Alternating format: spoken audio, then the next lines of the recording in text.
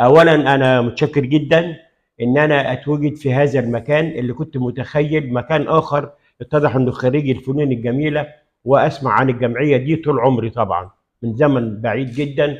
فان انا اجي ادخل مكان شديد الخصوصيه في في اسم الجمعيه، ان انا ادخل متحف. دخلت متحف فنون تشكيليه من في اعمال راقيه. ده يعني اول لمسه ظريفه حبيتها. الحاجه الثانيه ان انا ابقى قاعد ومعايا الاساتذه العظماء الكبار في مجال الكتابه والنقد والتصوير السينمائي.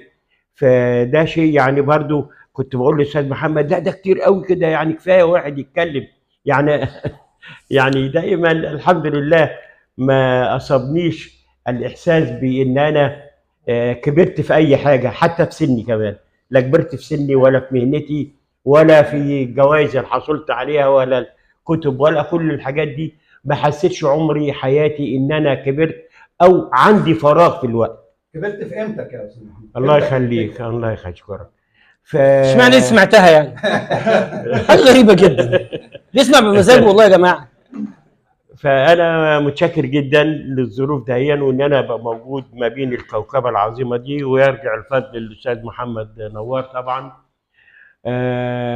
للحقيقه يعني انا اخترت نموذج عرضته اولا في جملتين، في حاجتين انا سمعتهم من صديقي العزيز. هو صحيح يعني اصغر مني سنا، في بدايات شغلي والى اخره.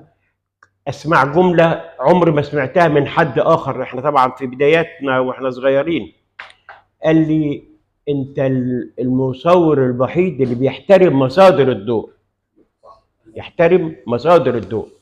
وبعدين قال انا لما اشوف شغل بعرف محمود عبد السميع ان ده شغل محمود عبد السميع. سمعتها من مين؟ من محسن احمد، واحنا لسه في بداياتنا الفنيه وهو لسه برضه. ده دليل على الصدق، صدق الانسان كانسان وصدقه كفنان. بيبقى عنده المشاعر ويقدر الاخرين، مش يبقى يعني واخد موقف او الى اخره.